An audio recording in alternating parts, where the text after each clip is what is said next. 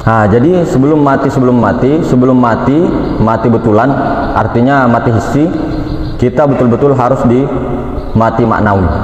Karena kalau mati maknawi inilah yang disebut berpulang ke rahmatullah dari Allah Subhanahu wa taala, kemudian dimaujudkan, diadakan, kemudian harus pulang kembali sebelum batas tempo ajal itu.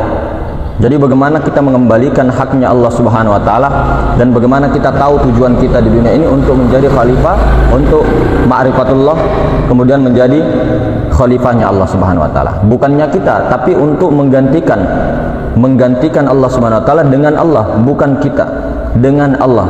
Jadi khalifah itu pengganti, seperti yang konten-konten kita sebelumnya kita bilang bahwa khalifah itu artinya menggantikan sifat-sifatnya Allah, menggantikan Allah, menjadi wakilnya Allah Subhanahu wa taala. Tapi banyak yang manusia yang tidak lolos untuk menjadi insan. Jadi tahap manusia ini untuk menjadi insan adalah untuk jalan pulang. Ketika dia sudah pulang ke akuan Adam tiadanya itu, yang buta, yang bisu, yang tuli, dikembalikan bahwa yang melihat Allah, yang mendengar Allah, yang semuanya Allah, berkelakuan, berkehendak semuanya dalam pandangan sir, maka dia dikatakan insan kamil, insan yang sempurna. Ada petunjuknya insan kamil mukamil, yaitu baginda Rasulullah sallallahu alaihi wasallam khusus sebagai nabi akhir zaman atau pemimpin umat akhir zaman.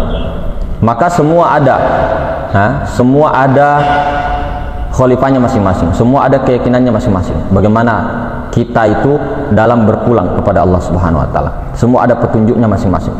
Jadi tergantung saudara-saudara bagaimana nanti menyikapinya, bagaimana kita mengambil metode itu banyak sekali. Semua daripada guru-guru di akhir zaman ini membahas daripada metode. Kita jangan pernah menyalahkan metode-metode yang tidak sependapat dengan hati nurani kita, karena masing-masing punya rahasia, masing-masing punya jalannya masing-masing.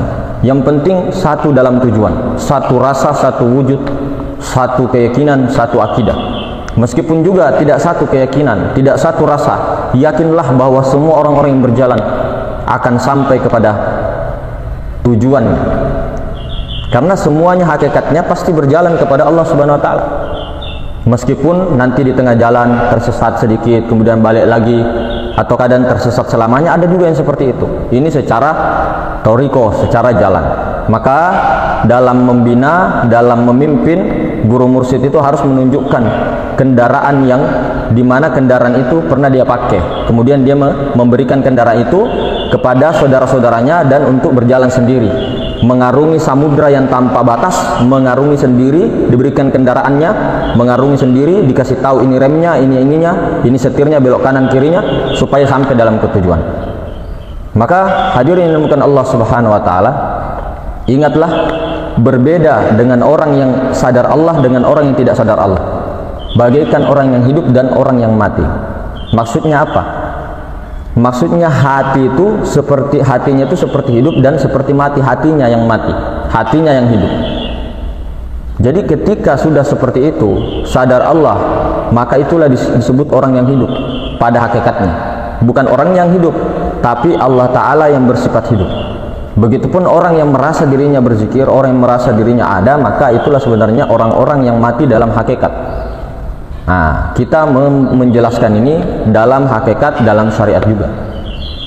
Nah, jadi meskipun kita punya rumah mewah, mobil mewah, istri 40, istri 50, istri 5, 6, 7, tapi ketika hati kita ini mati, maka itu seperti tidak ada gunanya. Itu bedanya jauh antara langit dan bumi, orang yang sadar Allah dan orang yang tidak sadar Allah.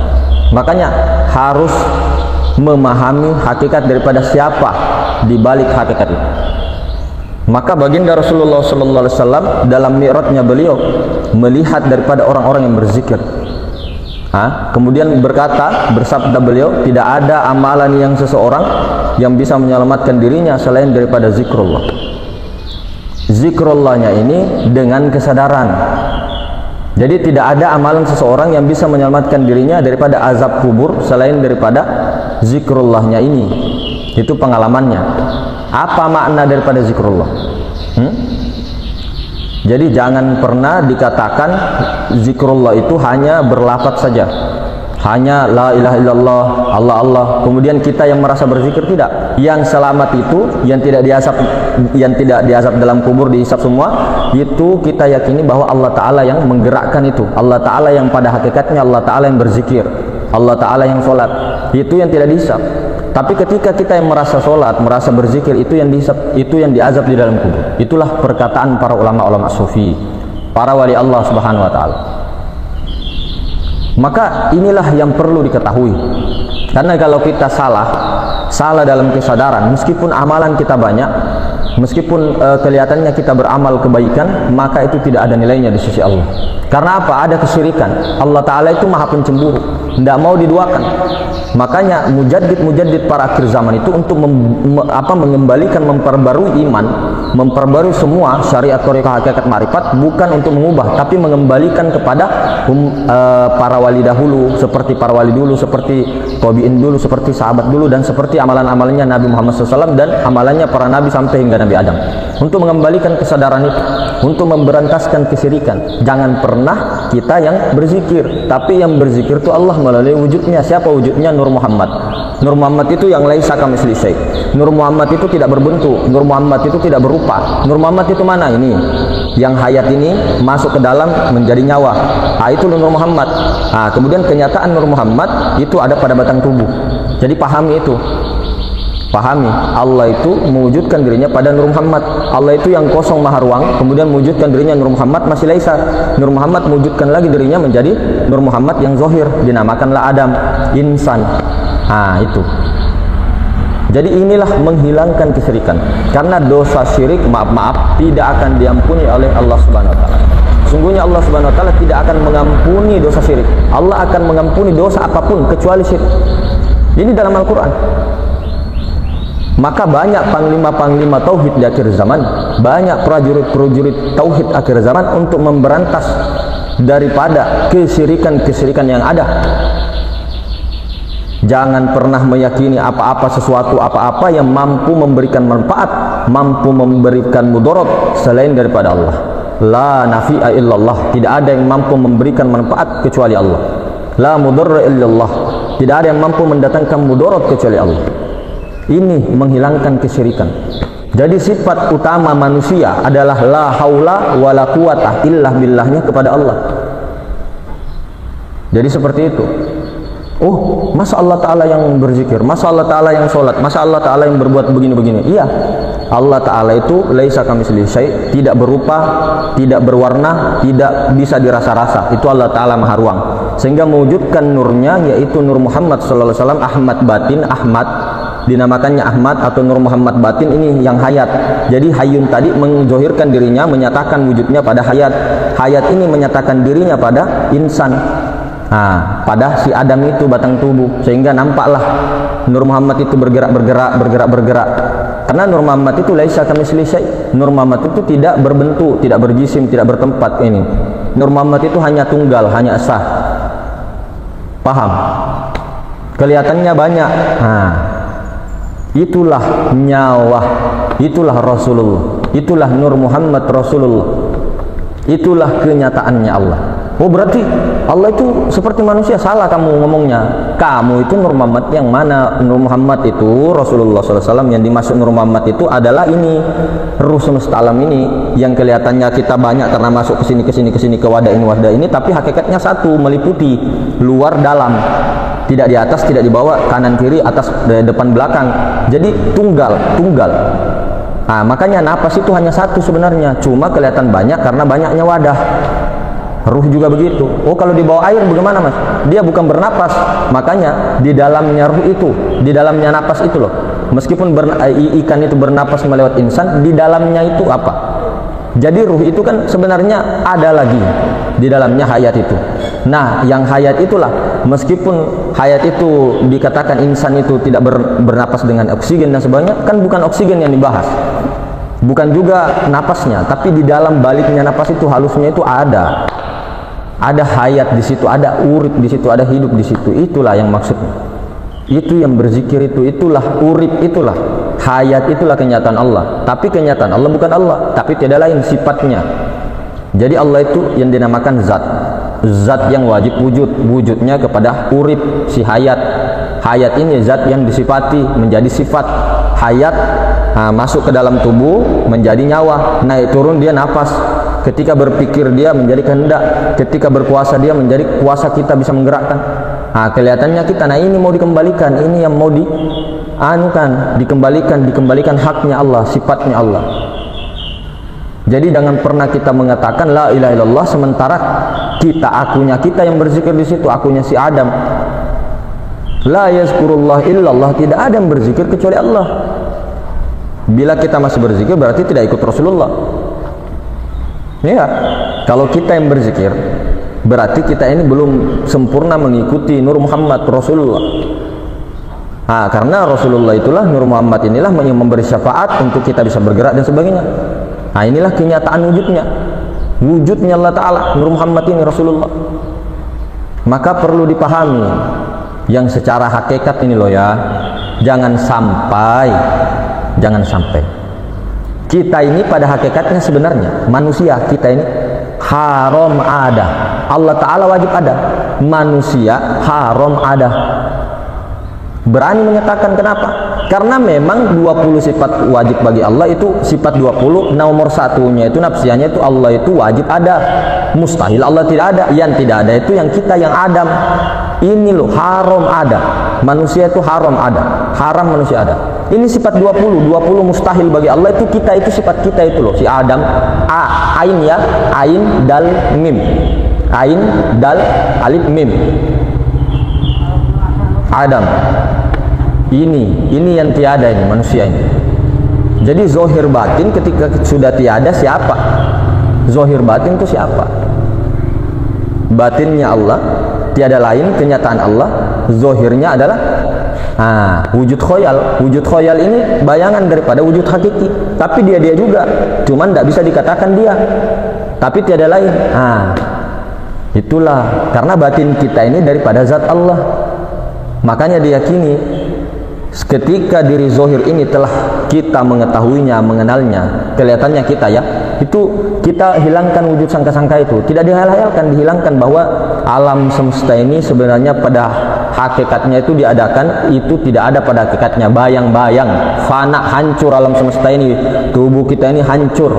Jadi kita pandang diri zohir kita bukan lagi sebagai rambut, mata, berjisim, berkulit, berdarah, berdaging, bukan, tapi pandang ini yang laisa, yang Nur Muhammad itu diri zohir sekarang. Kemudian diri batin ini pandanglah itulah daripada zat Allah. Jadi zat menyaksikan sifat.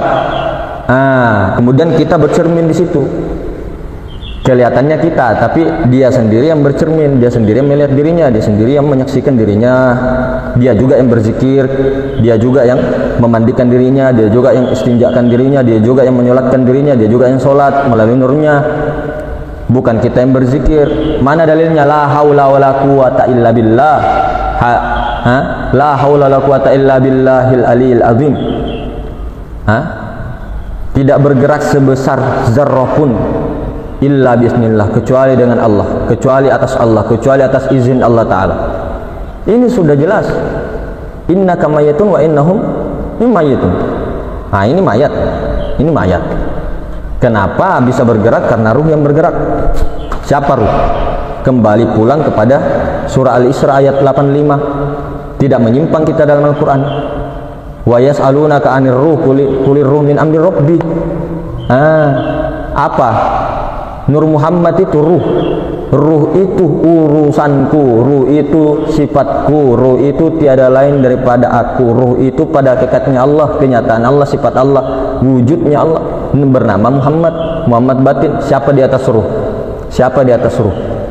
Siapa di atas Nur Muhammad? Zat wajibal wujud, zat Allah, diri Allah Ta'ala, diri yang maha suci, diri yang maha ruang. Jadi maha ruang itu bukan ini dulu, ini hayat, masih Nur Muhammad ini sebelum, setelah, ini Nur Muhammad. Di baliknya Nur Muhammad inilah Nur ilahi, zat ilahi, diri sebenar-benarnya diri. Ini ada di luar, ada di dalam, tapi tidak di luar, tidak di dalam. Makanya Allah Ta'ala itu tidak bertempat, tidak berjisim. Allah Ta'ala itu tidak seperti sesuatu. Allah Ta'ala itu bukan seperti manusia, bukan seperti apa-apa. Itu harus dipahami itu. Jangan sampai kita mengira menzohirkan Allah Ta'ala, zohir kepada sesuatu, kemudian kita mengatakan, oh Allah itu ini, oh itu sangka-sangkamu saja.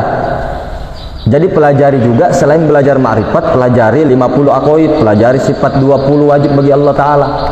Maka ketika kita berzikir la ilaha illallah, bukan lagi kitanya di situ kesadarannya, kelihatannya kita, tapi Allah Ta'ala sendiri melalui sifatnya. Sifatnya itu wujudnya, kenyataannya bernama Nur Muhammad, bernama Ahmad. Ketika dia zohir, Muhammadnya Muhammad zohir, itulah diri zohir. Itu yang muhaddas. Yang diri batin inilah yang sesungguhnya. Diri batin ini adalah Nur Muhammad atau Ahmad atau Nur Muhammad batin. Nur Muhammad batin siapa? Nyawa ini siapa? Tidak lain daripada Nur Muhammad. Nur Muhammad ini siapa? Sifat Allah. Sifat ini apa? Kenyataan. Kenyataan ini apa? Wujud ini apa? Wujudnya siapa? Wujudnya zat, diri Allah Ta'ala. Ini sudah sampai situ. Di atasnya zat itu tidak bisa lagi disebut diam sediam-diamnya. Itu Rabbul Izzati yang kita bilang di konten-konten sebelumnya. Jadi jangan sampai lagi kita ini kalau sudah tahu, jangan ada lagi wujud-wujud kita di situ. Jangan sampai dicurangi Allah Ta'ala, jangan sampai dicuri, jangan sampai dirampas.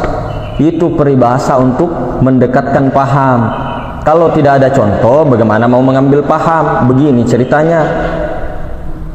Tidak bisa kita kalau tidak dikasih contoh, tidak dikasih ini. Sebenarnya ilmu ma'rifat ini tidak disebut-sebut. Ilmu tauhid ini tidak disebut-sebut. Ini ilmu dalam, tidak bisa dizohirkan. Cuma karena namanya belajar, nanti kalau sudah paham diam. Tidak bisa kita mengatakan misal ya sudah paham tauhidul af'al, ya. Tauhidul af'al itu maksudnya Allah itu maha tunggal dari segi af'alnya, asma'nya, sifatnya, zatnya. Kemudian ada orang yang berbuat jelek, berbuat buruk, jangan katakan itu dari Allah. Akui itu kesalahan orang itu karena kenapsuan orang itu, karena dikendalikan setan. Meskipun kita tahu hakikatnya tunggal tiada lain, tapi jangan disebut dalam zohir ini loh. Kita cukup dibatin, oh tauhidul af'al. Tidak boleh dizohirkan, itu tidak beradab. Tidak beradab kepada Allah. Ini rahasia yang harus kita jaga. Kecuali kalau dalam belajar bisa disebut. Tapi kalau dizohirkan ini tidak bisa. Batal langsung ma'rifat itu batal. Batal tauhid batal. Karena tidak menjaga kesucian daripada Allah Subhanahu wa taala. Jadi ketika kita berbuat keburukan jangan sandarkan kepada Allah. Secara syariat kita akui, kita istighfar, kita berdosa. Akui saja, Allah Ta'ala suka itu. Allah Ta'ala beri pengampunan melebihi daripada apa saja. Ditambah rizkinya, diberkahi maksudnya. Semuanya dicukupi kebutuhannya dengan seperti itu. Allah Ta'ala tidak bertempat. Allah Ta'ala tidak bertempat. Allah Ta'ala tidak bertempat. Allah Ta'ala tidak di dalam, tidak di luar dan sebagainya. Karena Allah Ta'ala itu Al-Muhit, maha segala sesuatu. Jadi zohir dan batin itu di dalam kekuasaan zat Allah. Makanya Allah itu tidak bertempat, tidak sama dengan makhluk. Makhluk itu yang baharu maksudnya. Yang baharu ini adalah tajallinya, itu tidak sesuai. Jadi yang disandarkan kepada Allah ini, nama Allah itu yang itu zat. Di baliknya sifat Nur Muhammad ini, di baliknya ini lah. Di baliknya ini. Jadi bukan ini, bukan yang di dalam, belum. Di baliknya itu, di dalam lagi, masuk lagi ke dalam. Karena kalau kita ke dalam ini masih nyawa, masih ruh. Bukan itu. Ruh itu masih sifatnya. Di dalamnya lagi. Itu di dalamnya lagi. Itu baru zat Allah. Tunggal. Seperti kita ini ikan. Ya kan? Seperti kita ini ikan. Kemudian ini air. Air inilah wujudnya. Wajhullah. Air inilah wujudnya. Yaitu sifatnya Allah. Zat tapi yang disifati inilah yang dimaksud zat wajibal wujud inilah. Zat wajibal wujud. Ini hayat tapi di baliknya zat wajibul wujud itu zat maha suci, itulah Allah Ta'ala. Inilah kepahaman ahlul ma'rifah, ahlul mukasyafah. Dekat tidak bersentuh, jauh tidak berjarak. Maka bagaimana kita bisa lupa lawan Allah kepada Allah? Kita bisa sadar, tidak sadar maksudnya. Padahal dekat tak tersentuh, jauh tak berjarak. Bagaikan es batu dengan air. Air, es batu. Es batu, air. Bayangkan, es batu dengan air itu satu wujud, dua nama. Iya kan? Sama dengan beda nama aja. Bedanya karena sudah tajalli. Padahal pada hakikat kembalikan es, cairkan es menjadi air. Jadi air itu bernyata kepada es batu, tapi sebenarnya tiada lain. Coba direnungi itu deh, air dengan es batu, pasti sudah paham. Tapi yang dikatakan Nur Muhammad itu ini yang tidak bertempat, yang sifat Allah itu. Nah itu. Jadi jangan disalahpahami. Oh, menyamakan Allah dengan makhluk. Siapa? Kamu itu otakmu yang mana? Pikirnya Nur Muhammad itu yang mana sih? Iya, Nur Muhammad yang zohir ini memang alam semesta ini, jembatan tubuh. Tapi yang kita maksud nih sifat Allah itu yang ini. Tuh bernyata kepada yang ini juga, yang wujud khoyali. Tapi pada hakikatnya wujud khoyal ini tidak ada, karena dia diadakan. Sesuatu yang diadakan kan hakikatnya tidak ada, bayang-bayang. Nah, jadi begitu, itu harus kita betul-betul pahami. Nah, jadi mungkin begitu saudara-saudaraku, kita bukannya mengajari, bukan sebagai mursyid, bukan sebagai tuan guru, bukan sebagai kiai, bukan siapa-siapa. Kita bergabung di grup juga itu hanya bersaudara, pergi ke sini juga ke tempat kita itu saya tidak mengatakan bahwa itu berguru semua, tidak ada. Kita bersaudara. Ibaratnya begini. Saya punya motor Supra ya misal, atau saya punya motor Ninja. Yang lain itu sudah punya motor masing-masing. Dia punya motor Supra, ada yang motor Mio, ada yang motor motor Suzuki, motor Yamaha ya. Saya pakainya Ninja. Mereka mau coba motor Ninja, saya ajari pakai motor Ninja misalkan. Ataupun mungkin juga mereka sudah punya Ninja, dia kesini juga mau coba motor ini. Ninjanya bagaimana sih? Jalurnya bagaimana? Nanti remnya bagaimana? Gasnya bagaimana? Caranya prakteknya bagaimana? Nanti kalau sudah kita dikasih kendaraannya, kita tinggal pakai mau kemana. Itu ibarat seperti itu. Jadi tidak ada mengatakan bahwa kita juga sudah hebat mengendarai motor Kawasaki Ninja, kita juga tidak mungkin jatuh lagi di jalanan. Tidak ada jaminan saudara-saudara. Tidak ada jaminan bahwa kita yang berbicara dan sebagainya sudah praktek, belum tentu. Ini kan masih teori yang kita bilang. Apapun yang kita bicarakan di sini semuanya teori. Kapan itu jadi praktek? Ketika dipraktekkan. Ada secara khalwat bersunyi-sunyi, ada secara beramai-ramai. Sekarang pun seandainya panjenengan semua menonton ini dalam kesadaran Nur Muhammad, zat yang menyaksikan kepada sifat, itu sudah mempraktek namanya. Justru inilah yang paling sulit. Makanya ada latihan sejam dalam kelambu, 2 jam dalam kelambu, ada 1 minggu dalam kelambu, ada 10 hari dalam kelambu. Suluk itu perjalanan spiritual, macam-macam. Ada yang suluk caranya perjalanannya 10 hari dalam kelambu, ada yang caranya di jalanan, ada macam-macam. Ada yang jalan 1 tahun tanpa uang, macam-macam itu suluk itu perjalanan spiritual. Jadi tergantung daripada caranya, metodenya, tanpa kita menyalahkan motor-motor lain, pendapat-pendapat lain. Jadi seperti itu. Bukan jadi guru kasihan kodong, bukan jadi mursyid kodong kasihan. Ya meskipun memang secara syariat memang ya ada, kita tidak menafikan itu. Memang diberikan ijazah di dalam Thariqah Naqsabandiyah Khalidiyah untuk mentalkin, untuk membaiat, kemudian di jalur Nur Muhammad memang ada secara syariat. Tapi kita ayo deh ikhwan saudara, karena seperti baginda Nabi juga kan tahu sendiri, tidak pernah mengatakan muridku ndak, sahabatku pasti kan. Umat akhir zaman tidak pernah dibilang murid-muridku nanti di akhir zaman, santri-santriku nanti di akhir zaman. Tidak, saudaraku kata Rasulullah. Inilah yang kita mau teladani. Jadi ketika nanti sudah paham di situ, jalan sendiri. Sudah ditunjukkan ini loh motornya Kawasaki Ninjanya, ini loh Nur Muhammad. Mesrakan. Ketika ada pikiran apa, mending diam, sadarkan saja, musadarkan sampai fana berulang-ulang. Nanti akan ada wahyu, ilham. Ini jalan sendiri. Di situ semua ada jawaban dari pertanyaan-pertanyaan akal kita ini. Lebih baik kita diam, musyadahkan, berkholwat, baik itu duduk-duduk santai, ada tata caranya yang begini dan sebagainya, macam-macam. Daripada kita berpikir langsung kita sadarkan, zat menyaksikan sifat. Itu nanti akan ada jawaban yang paling menancapkan kita punya keyakinan itu. Isbatul yakin, langsung mengalami langsung. Jadi bukan cerita yang dicerita. Itu tadi mungkin begitu saudara-saudaraku. Saya dengan Andi Rahmat Abdullah Mudah-mudahan semuanya kita diberkahi, semuanya dari umurnya, semuanya ini bicara syariat. Jadi yang berdoa itu Rasulullah Nur Muhammad, yang berzikir itu Rasulullah Nur Muhammad, semuanya, bukan lagi si Adam. Nah, seperti itu saudara-saudara, sehingga ketika Adam ini sudah lenyap, betul-betul sudah hilang rasa-rasa Adam, kita itu merasa ada, kita sudah lebur terus di penyaksian zat dan sifat, maka si ain ini tadi menjadi alif dal mim, Allah dalil Muhammad. Inilah yang dimaksud khalifah Adam ini. Al khalifatul ula Sayyidina Adam. Adam alif dal mim. Beda ain dal mim. Beda ya. Ain dal mim itu ada, Adam tiada. Jadi kalau pakai ain di depannya, dal mim itu tiada. Tapi kalau alif dalil Muhammad, alif dal mim, itu Adam, itu khalifah, insan. Paham? Jadi begitu. Jadi bedakan dulu Adam dengan Adam.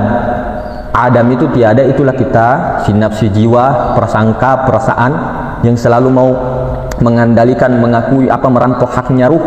Padahal ruh yang berkelakuan, berbuat, berkuasa, melihat dan sebagainya, ruh ini adalah sifatnya ini namanya Muhammad. Muhammad ini adalah kenyataan daripada zat Allah. Jadi seperti itu.